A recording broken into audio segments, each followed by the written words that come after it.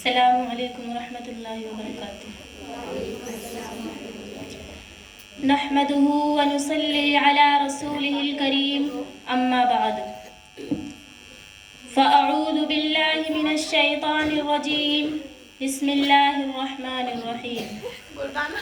وَلِيَعْلَمَنَّ الَّذِينَ جَاهَدُوا وَلِيَعْلَمَنَّ الصَّابِرِينَ صدق اللہ العظیم۔ جب پڑا وقت گلستان پہ تو خون ہم نے دیا، جب پڑا وقت گلستان پہ تو خون ہم نے دیا، جب آئی بہار تو کہتے ہیں تیرا کام نہیں۔ میری پیاری بہنوں، آج میں آپ کے سامنے تحریک آزادی کے متعلق کچھ گفتگو کرنا چاہوں گی۔ دعا فرمائیں کہ اللہ تبارک و تعالی صحیح بولنے کی توفیق عطا فرمائے۔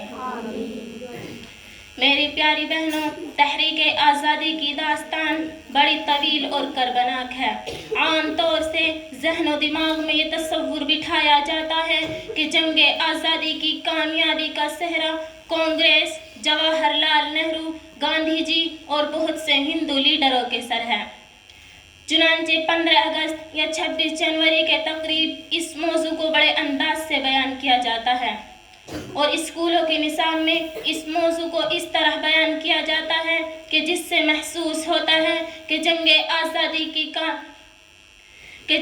آزادی میں مسلمانوں کا حصہ آٹے میں نمک کے برابر ہے۔ بہت ممکن ہے کہ فرقہ پرست طاقتوں کی یہ سازش ہو کہ ان کی موجودہ اور آئندہ نسلوں کو ان حالات سے بے خبر کر دیا جائے اور ان کے ذہن و دماغ پر اپنے رحم و کرم کا سکہ بٹھایا جائے، جس کے نتیجے میں یہ ہندوستان پر اپنے کسی استحقاق کے دعوے دار نہ ہو سکیں، نیز ان کا یہ ناپاک منصوبہ ہو کہ ان کو ان کے ماضی سے کاٹ دیا جائے۔ اور یاد رکھو میری پیاری بہنوں، جو قوم اپنے اسلاف سے کٹ جاتی ہے اس کے ذہن و دماغ پر دوسروں کی حکومت ہو جاتی ہے۔ میری پیاری بہنوں، یہ سب کچھ ہوا اور ہو رہا ہے، لیکن میں پوچھنا چاہتی ہوں، وہ قوم جس نے اقوام عالم کو عدل و انصاف کا درس دیا، وہ قوم جس نے قوموں کو حریت اور آزادی کے ساتھ جینے کا حق دیا، وہ قوم جس نے کبھی غیرت و خودداری کا سودا نہیں کیا، انصاف سے بتاؤ کیا وہ قوم انگریز کی غلامی اختیار کر سکتی ہے؟ ارے بتاؤ تو صحیح، وہ قوم جس نے قیصر و کسریٰ اور بڑے سے بڑے حکومت کے غرور کو خاک میں ملا دیا، کیا وہ قوم انگریز کی غلامی اختیار کر سکتی ہے؟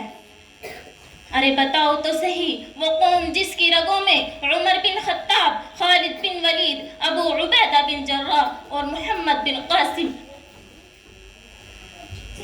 اور صلاح الدین ایوبی کا خون دوڑ رہا ہو، کیا وہ قوم انگریز کی غلامی اختیار کر سکتی ہے؟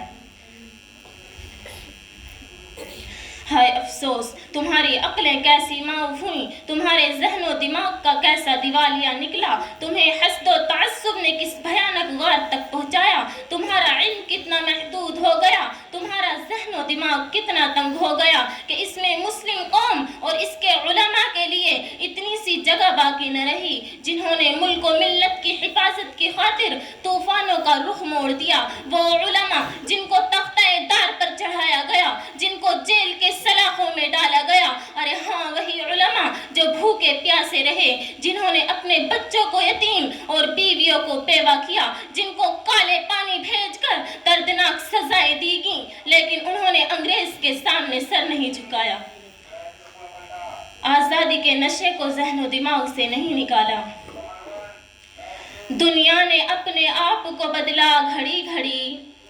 دنیا نے اپنے آپ کو بدلا گھڑی گھڑی، ایک اہل عشق ہیں کہ جہاں تھے وہیں رہے۔ میری پیاری بہنوں، تحریک آزادی کی پرخار وادی میں مسلمانوں بالخصوص علماء کرام کے قدم لہو لہان ہوئے ہیں۔ تحریک آزادی کی تاریخ کا صفحہ صفحہ علماء کے خون سے رنگین ہے۔ اگر تحریک آزادی کی تاریخ میں سے علماء کا تذکرہ نکال دیا جائے تو تحریک آزادی کی تاریخ ادھوری ہی نہیں بلکہ اس کی صورت ہی بگڑ جاتی ہے۔ بڑے دکھ کی بات ہے کہ تحریک آزادی کو کانگریس سے جوڑا جاتا ہے جو 1885 میں وجود میں آئی، لیکن یہ بالکل جھوٹ ہے۔ آؤ ہم بتائیں کہ علماء نے کس طرح اس تحریک کی داغ بیل ڈالی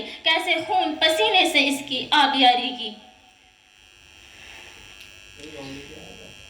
میری پیاری بہنوں، حضرت شاہ ولی اللہ محدث دہلوی 1831 میں مکہ مکرمہ میں قیام پذیر اپنے ضمیر کی آواز پر دور نظام کی دھجیاں بکھیر کر سیاسی اور سماجی ہر جنگ میں ہمگیر انقلاب برپا کرنے کا منصوبہ بنایا۔ میں اپنی بات کو یہیں پر ختم کرنا چاہتی ہوں۔ وما علینا الا